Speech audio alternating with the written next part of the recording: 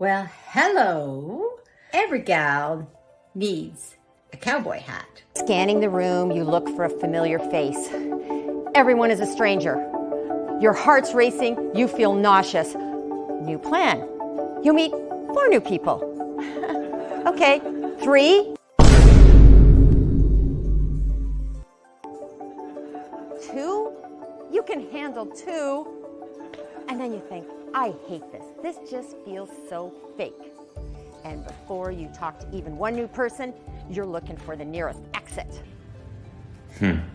Okay. Crazy. Yo, who invited this chick? My heart races when I walk into a room full of strangers too. Except it's not anxiety, it's excitement. I'm not thinking networking quota. I'm thinking, look at all these stories. And I get so pumped about talking to people that I don't know. Oh, brother, this guy stinks!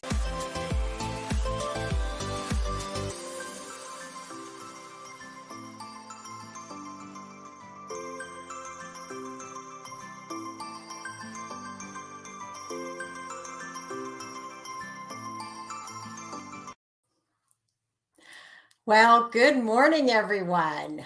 Welcome to Show Up with GailNow Live. And I'm so excited for our guest today.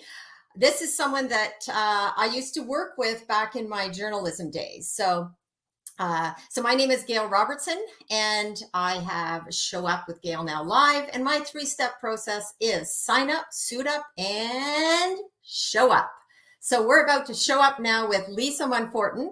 Lisa has many stories I'm sure she's going to be sharing about how she shows up in life and in work and on her recent cycling journey. So I'd like to welcome Lisa Monforton. Morning, Gail. Morning. How are you? I'm doing well. That's great. Really good. We had a few little tech issues there. Yeah. That's what makes life exciting, you know? Yeah, it was a little rushed at the last minute, but it worked. a little bit of stress in the morning, but you know what? Being in journalism, one of the things I think we know is that, hey, you got to roll with the punches. And that's right. And as I said, the show would go on one way or another. And that intro was courtesy of my son who created that intro. I had a feeling. Especially the SpongeBob at the end, right? So, well, I was so excited to have you here, and I know that you're off. You have a fairly busy day and week ahead, I'm sure. So we'll get right into it. And okay. I'll give a little bit of background. Is that so Lisa and I worked together back at the Windsor Star. Lisa was actually my boss back in the day. She was the editor of Express Magazine, and I worked on that. There was a team of us, and we certainly had some great times. But maybe that's a story for another day when we're talking about media.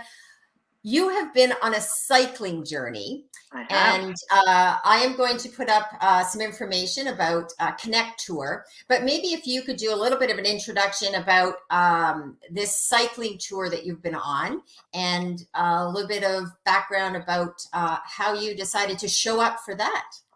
Okay, well, it's Connect Tour started about 1.5 years ago, and it happened after Doug, my husband, and I went on a 2-week cycle tour in Argentina with the person who owns a company in Calgary who I've known for 20 years, who I wrote about when I was the travel editor there. He and his wife have traveled all over the world with their family on their bikes for 30 years. And he runs this company, and he does a trip to Argentina for 2 weeks. So I signed Doug and I up without even telling Doug. And I just said, we're going on this trip because we were going to go to Southeast Asia. And I went to this presentation where they talked about the trip, and I signed up on the spot. And so we had a magnificent time, and we really got the bug for cycle touring. And we also became very good friends with the owner of the company. And we were sitting around after the trip having a beer, as most great ideas happen over beers. And Rick said, I've always wanted to cycle across Canada. And Doug said, so have I. And I looked at him rather surprised. I've never heard him say that before. And that's how it started. And we started having weekly meetings, and we came up with this theme. The idea of Connect Tour is to rebuild and restore communities in a post-COVID world, or as we're coming out of COVID.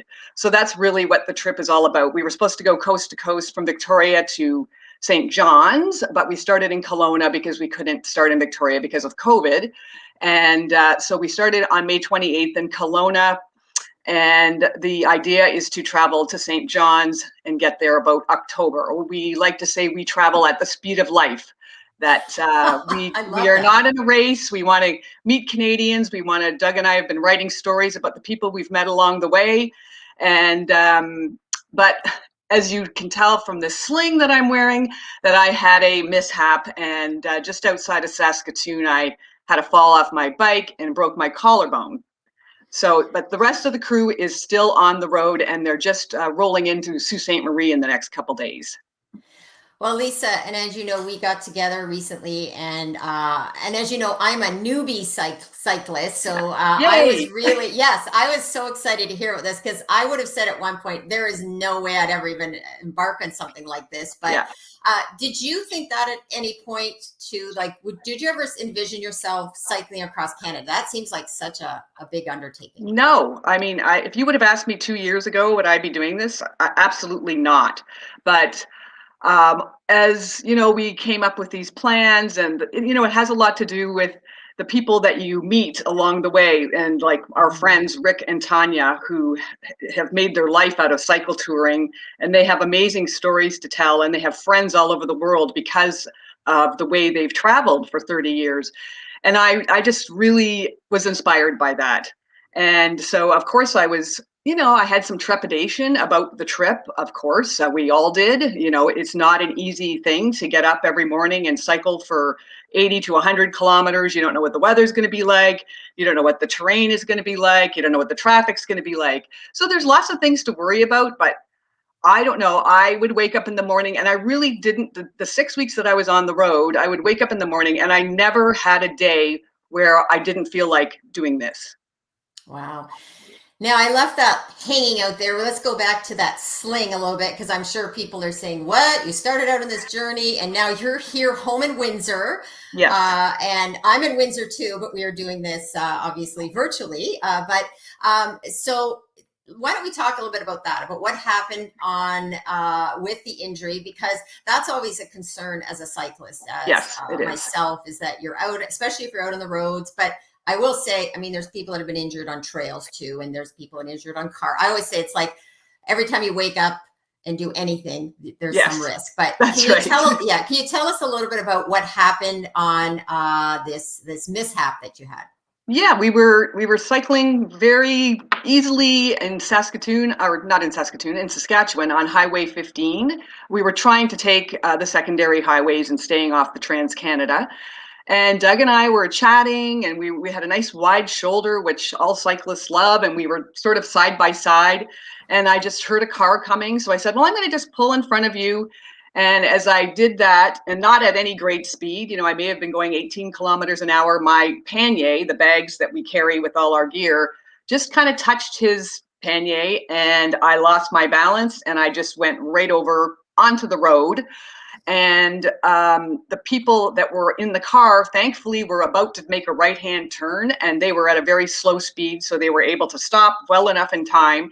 And they became our, as I like to call people that we meet on the road, that help us out, our guardian angels. They stopped the car, they called 911. Another person went to drive down the road to get the rest of our gang to let them know what had happened. And then I was on my way to the Saskatoon hospital, and these folks took, and Doug was along with me, and these folks took our bikes back to their farm, and then they kept them for us overnight, and then they drove them back into Saskatoon so that we could have our bikes the next day and be reunited with them. And then the minute I got out of that hospital, 5 hours later, I had the broken collarbone. I was cleared. I had no head injuries. My helmet had been cracked in 3 places. What I'm very thankful is that I did not have a head injury.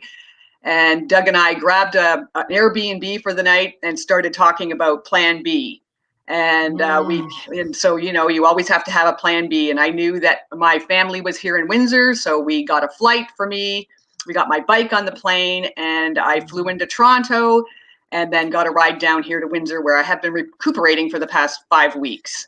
And so that's how that happened. Well, and that's really interesting that you talking about Plan B. So one of the things when we talking about showing up, obviously you show up, but one of the things I talk about is the sign up and suit up. So and then showing up. So in terms of that Plan B, can you tell us a little bit more about how you did a pivot? Because one of the things that in any of the work we do, and I know from journalism, marketing, and any type of work we do, it's really important to also look at what happens when something, creates chaos or a crisis in our life. So tell us a little bit about that Plan B, because I know people have said, Doug continued on, and Doug is your partner, I should make that. So can you tell us a little bit about that process and how you set that up? Well, I was literally in an Uber leaving the hospital, and I said to Doug, I have a plan. And I said, you're going to continue on the ride. We have been planning this for a year and a half. There's no way that he could quit the trip. And I mean, I wasn't in a life and death situation. It was just going to be a matter of time before I heal up and can rejoin them. And I just came up with this plan like this, and adapted to the new situation. I mean, I was disappointed, very disappointed, but I knew I knew I would not be able to ride my bike, at least for the next couple of months.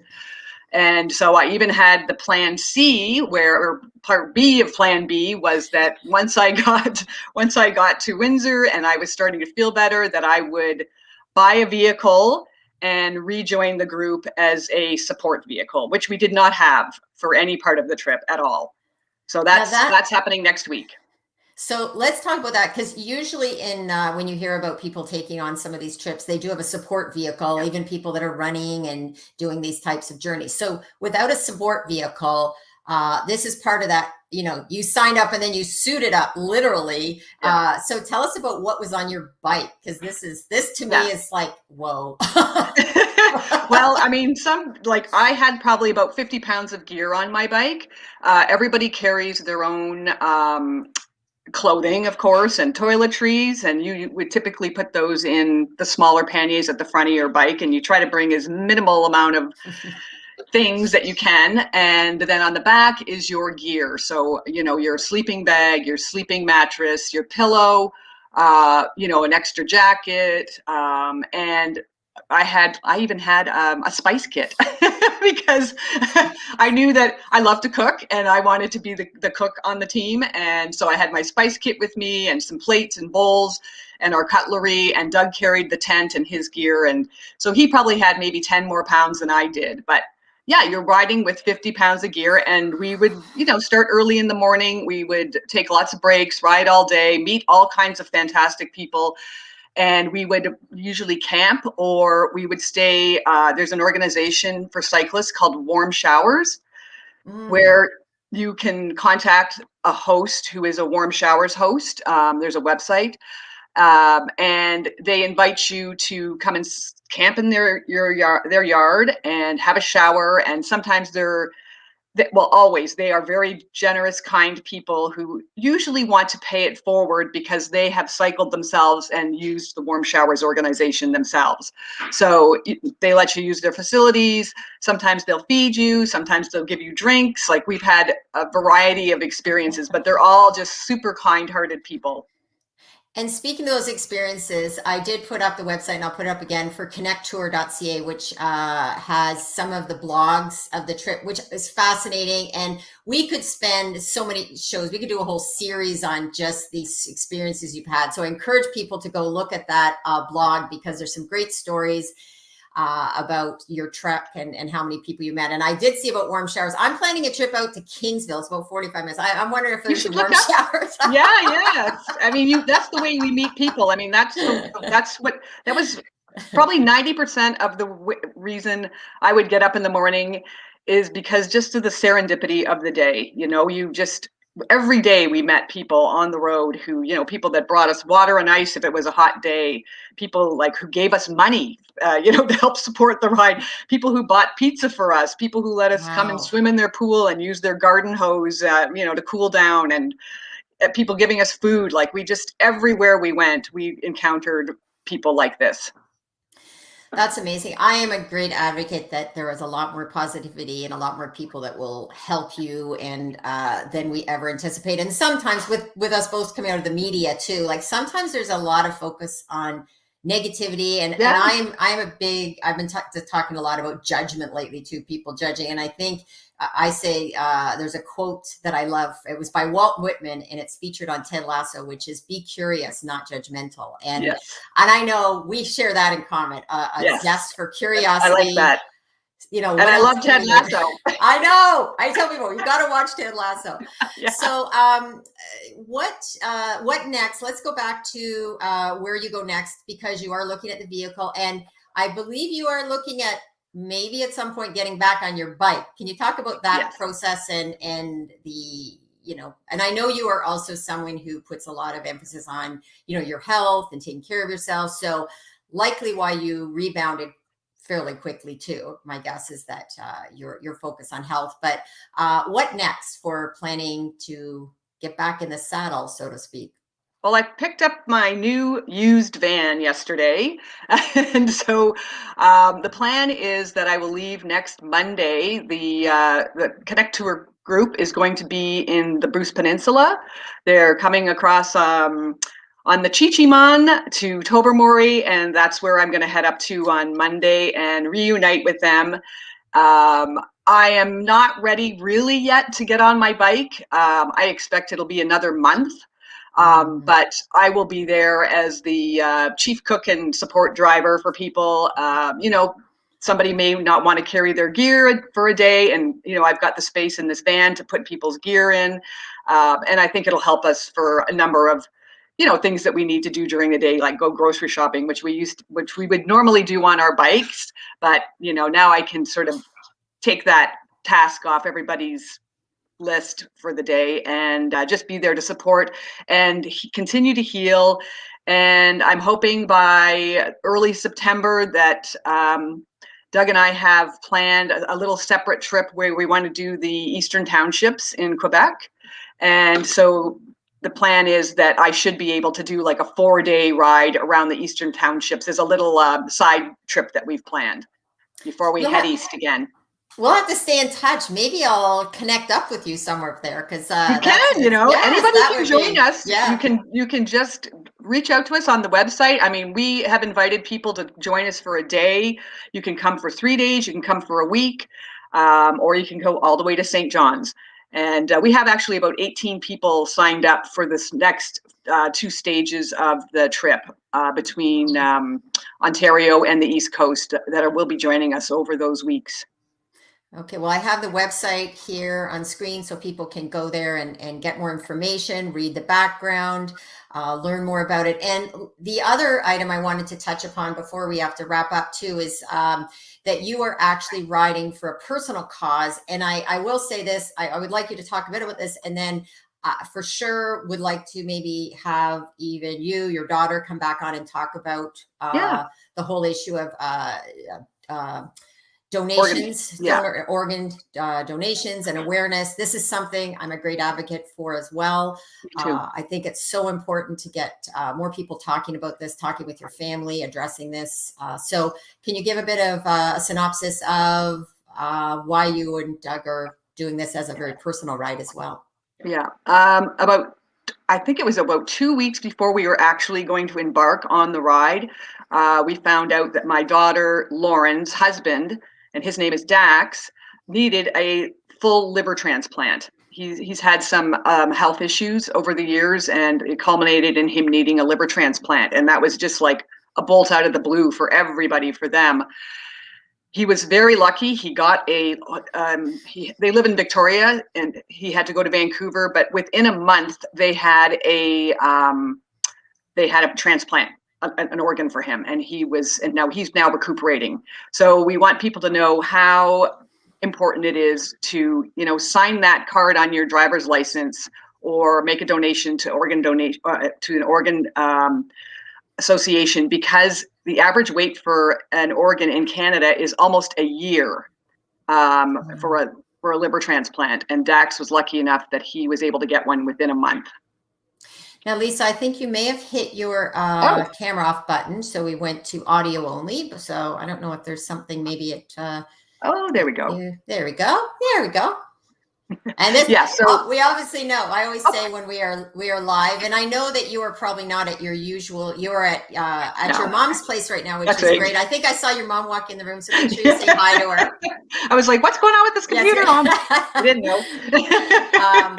So yeah, so that's that has been, I'm sure, Yeah. very traumatic, and yet the show goes on. And Yes. what's interesting again is that you have been able to use this as a platform to talk about this, which in a way is a positive thing out of something that's not positive.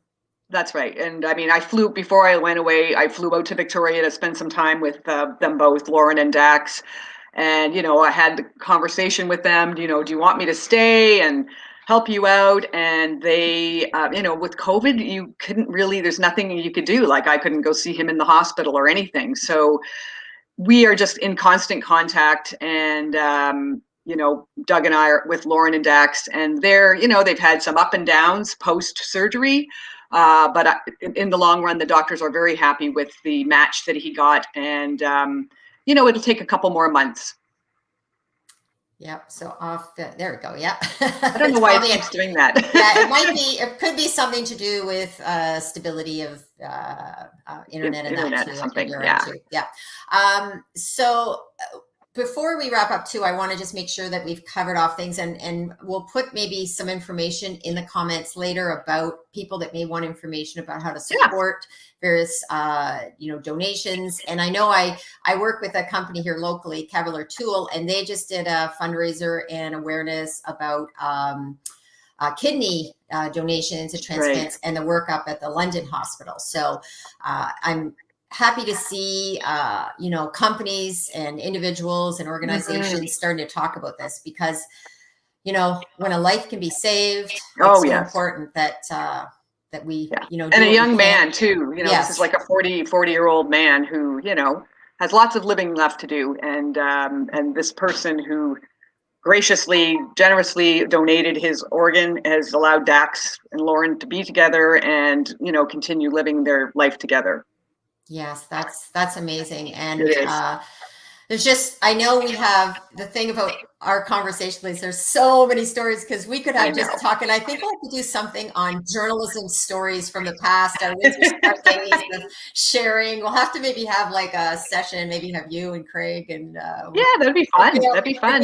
People with the stories of the past. It's interesting now that I'm back working with some people locally here from my Windsor Star days, which is very interesting cool. too, in terms of reconnecting and as we know, lots of journalism stories. So is there anything else about the trip, about the tour you would like to mention or recommend to people?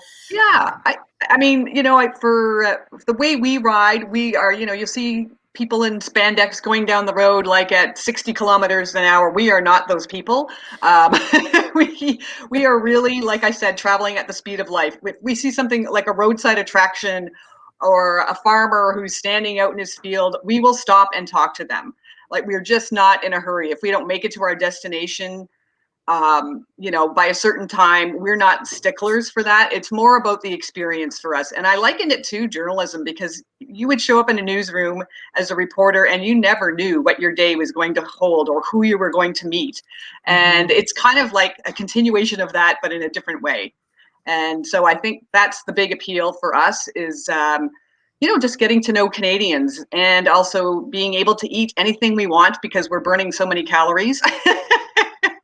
And just the camaraderie, and even camping every night. I mean, I have never gotten more good sleeps than on my little thermarest in my tent. And I mean, of course, you're tired at the end of the day. It's just such a great feeling, because you have a sense of accomplishment every single day for what you've done. I love traveling at the speed of life. I think you should trademark that. I know. That is one of those, I think, imagine if we traveled at the speed of life every day. And that is such a great tip, and kind of maybe a great way to wrap up now too is, and there's Mom in the background. Say hi to Mom. Thank you, Lisa. I know you were Thanks, off Gail. on some more treks today too, and I'm sure so busy with now that you're back in home base here of Windsor. Yeah, Because I know Windsor catching is up. always home base, catching up. Thank you for being a guest on showing up with GailNow Live, and you are the epitome to me of someone who signs up, suits up, and shows up.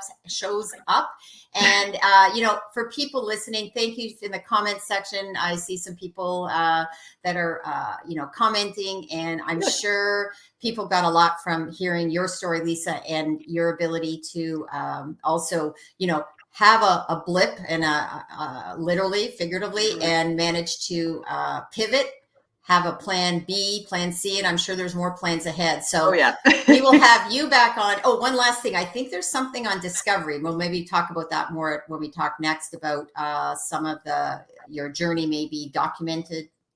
Oh, yes. Yeah, so we are working with some organizations. We're going to be writing all the time, blogging all the time, mostly on our website right now. There's another plan that I can't really talk about that's going to happen next year. So more to come. More to come. Well, thank you again for today. Enjoy the rest of the journey. We will be in touch, and we'll have to have Doug on as well, maybe talking since, is he doing most of the writing? He's doing right now. He is, because he's the one who's, having all the experiences on the road. So he is telling some great stories about how people's businesses have been affected by COVID, the generosity of people who are starting new businesses because of COVID. So there's just so many, it's hard to make a choice about what you're going to write about every day. Yeah, no, there's that many stories. I can imagine that. I know I am fascinated by the stories of everyday people. Those are the ones that are most memorable, even from our days working at Express Magazine and my Windsor Star days. It's always the regular people, because most people think they don't have a story. Everybody has a story. Yes, it's true. There is the nugget of wisdom from You just have Lisa to scratch Monforton. the surface. You just have to scratch the surface. That's right. And show up. And show up. Thank you, Lisa. Have a great day. And thanks, Gail. We'll talk again soon. Okay. Bye-bye. Bye. Thanks, everyone, for tuning in today. Lisa Monforton she was also one of, I've had some great bosses in my life, and Lisa definitely is a memorable one. She was always engaging, curious, and willing to look around corners. And she definitely supported my curiosity and encouraged curiosity in telling stories as well. So it was great having her on today. And thanks, everybody, for tuning in. If you want to follow me elsewhere, I'm on Twitter as GailNow, Instagram is GailNow1. You can find me on YouTube as well as on LinkedIn. So thanks, everybody. Look forward to more showing up stories. If you have any ideas of people that you think would be someone that would be great for show up and that likes to sign up, suit up, and show up, please send me a message. And hope everybody has a great Saturday. And thank you for tuning in. Ciao.